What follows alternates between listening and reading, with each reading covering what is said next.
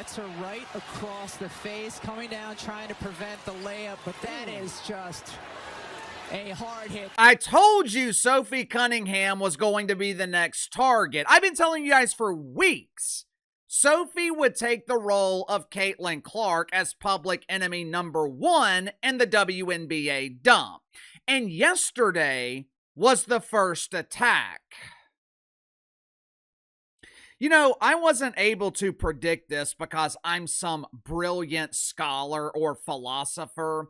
This prediction was not delivered to me in a dream or a vision that came from the dearly departed Miss Cleo. Call me Miss Cleo. I will deliver your future. I didn't need the services of Miss Cleo or some make-believe fortune teller to tell me what would happen in make-believe basketball. The reason I saw this coming is because I have been seeing this same thing in this toxic turd of a league for years. As I am watching the reactions on social media yesterday of Dijonai Carrington assaulting Sophie Cunningham, and that's what this was. Assault. This was not incidental contact in the rhythm of a basketball game, mainly because the WNBA is not a basketball league. What you saw yesterday, that was intentional assault. And like I said, it was easy to predict. As I'm watching the reactions on social media yesterday, people seem to be surprised by this. They seem to be somewhat shocked. Someone sent me a clip of Rachel Demita, who does great work covering the WNBA. And yesterday, she's talking about the WNBA being about everything but basketball. And she said something in the clip that revealed why people continue to be surprised by what they see in this league. Like most people, Rachel Demita has only been covering the WNBA for 3 years. Uncle KC has been talking about the WNBA dump for 6, maybe 7 years, which is why I'm not surprised when I see history repeating itself. Minutes after DJ Carrington was ejected from the game yesterday, and you got to remember, this is the same DJ Carrington who introduced her finger and fake nails to Caitlin Clark's eye back in 2024. Sorry, Kate, didn't mean to poke you in the eye. Oopsies!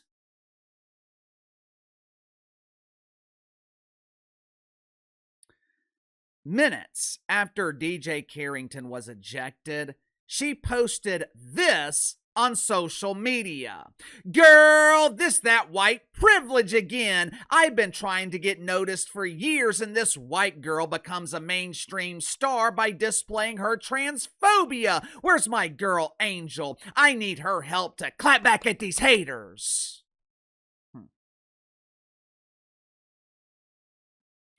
Naturally, most people concluded that yesterday's attack on Sophie Cunningham was racially motivated. Most people assume jealous WNBA players are targeting the duo of white girls in Indiana because they lack melanin.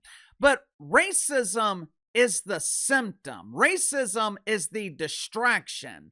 The real reason Sophie Cunningham was attacked, and more than likely, the reason Sophie Cunningham will continue to be attacked, she had the courage to speak against the top priority in the WNBA. Remember what Gabby Williams said 3-4 days ago? Watch for yourself. Trans rights right now is our new battle. That's what I think I was saying, that like the battles have changed. We see trans people's rights being, stripped away from them. There's a lot of discourse around trans athletes and where they can compete in. I would welcome a trans athlete on my team or against my team anytime. But I guess that's the next battle that we have to fight. Yesterday, the pretend leader of the WNBA, Kat Engelbert, and I refer to Kat as a pretend leader because she lacks the ability to lead her kittens to a fresh bowl of milk. Yesterday, Kat issued an exciting announcement addressing how the WNBA will be handling men potentially invading their league. Hey friends, it's me, Kathy E. I have some exciting news. We are forming a task force to address our transgender athletes. We recognize this is a complex issue. It's very nuanced. We want to have important conversations with our players to figure out how to solve this problem.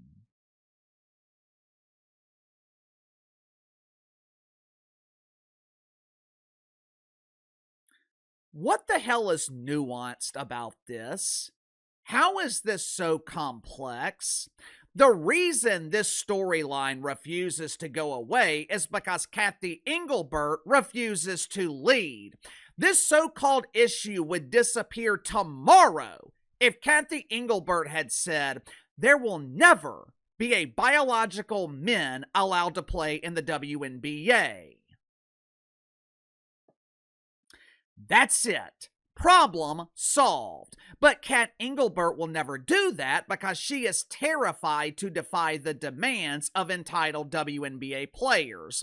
The same entitled players who are advocating for their own unemployment. In a league that is supposedly about basketball, the attack on Sophie Cunningham, it was politically motivated, not racially motivated. And the reason it was politically motivated is because the WNBA is a political league. This is not a basketball league. The WNBA is an activist league. And anytime you have politics, you're at risk of creating a toxic culture. And the WNBA is infested with a toxic culture. You don't have to take my word for it. Uncle KC always comes with the proof. Check it out for yourself. Sid Colson is an unknown teammate of Sophie Cunningham on the Indiana Clarks.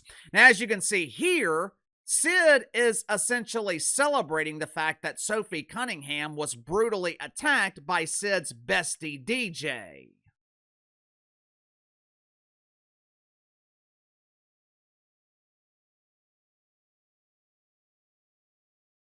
Sid Colson was not the only one defending Dijonai Carrington. After the game, Stephanie White, the head coach of the Indiana Clarks, instead of coming to the defense of her own player, Steph White came to the defense of Dijonai Carrington. Oh, you know, DJ didn't mean it. She was just playing physical defense. I like that. I love to see the ladies get physical.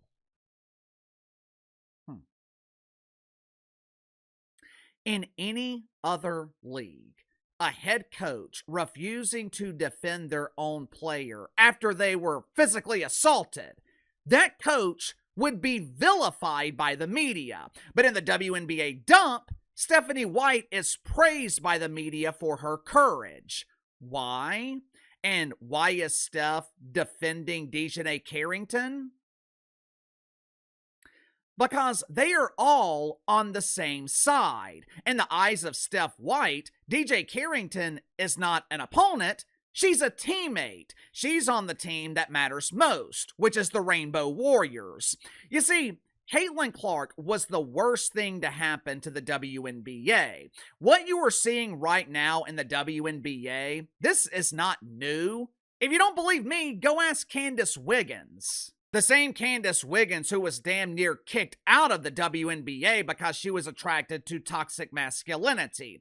And Candace Wiggins is a black woman, which is why I keep saying this is not about race. If it were about race, Paige Beckers would be attacked. The WNBA has not changed. The WNBA you see today, it is the same WNBA it was 6-7 years ago when I started talking about this toxic turd. The difference is the exposure.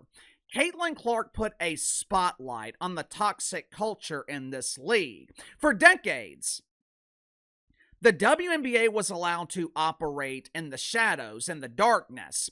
Now, the spotlight is shining and America is finally seeing what this league actually is. When I say they don't want your business, that is not hyperbole. That's not satire.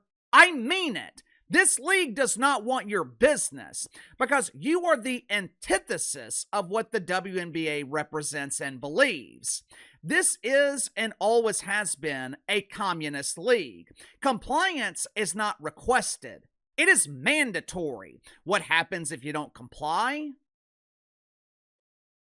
Ask Candace Wiggins. Ask Caitlin Clark. Ask Sophie Cunningham. Have you ever noticed they are the only two players getting attacked?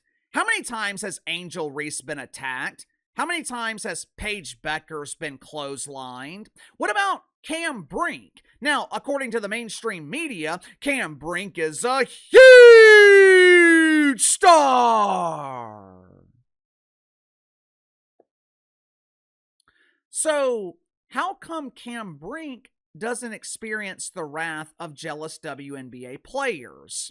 As soon as she came into the league, Cam Brink was willing to comply. Paige Beckers was willing to comply.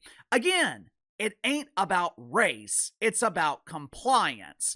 The question is, how much longer are you going to support this garbage? I had someone ask me the other day, why do you talk about the WNBA so much? Well, for starters, I have been exposing this league for years. I was exposing this toxic turd before the polish was applied and this turd became mainstream. But at this point, especially in July and August, what am I supposed to do? Every day, this league is generating headlines for everything but basketball. Now, to their credit, the WNBA knows how to get noticed. This league knows how to generate attention. Problem is, the WNBA is divisive. Most sports leagues, they are designed to unite people. It's the reason fans were so outraged when leagues were getting political back in 2020. When you go to an NBA game, you're not ducking turds from the blue-haired dorks sitting in the upper bowl. When you go to an NBA game, you're going to watch basketball. With the WNBA, it is essentially a political rally. There are protests outside of the arena. There are protests inside of the arena. Hardcore WNBA fans refuse to stand for the national anthem. Hell, most of the teams in this league refuse to come out for the national anthem. When this happened in the NFL, I believe their ratings dropped 20%. When this happened in the NBA, it took them years to recover, which is why both leagues handled the problem. Why would the WNBA handle the problem when their ratings are going up? Why would the WNBA be less political when they are benefiting from the controversy, the division? Plus, the WNBA has always been political. This league deserves what they get. Back in the 90s, Kid Rock had a song on his first album that broke into the mainstream called Only God Knows Why. The most powerful lyrics in that song: you get what you put in, and people get what they deserve. It perfectly describes the WNBA. This league is toxic, and they are spreading their toxicity into American culture. And the only way they'll get what they deserve, which is the WNBA returning to the shadows and WNBA players returning to wages that reflect their true market value, which is minimum wage, the only way this happens is if you stop supporting it, you stop watching. Because I promise you, the WNBA is not going to change. The WNBA you see today is the same WNBA from 6-7 years ago. The only difference is the exposure. Sound off in the comments below. I'll see you guys later.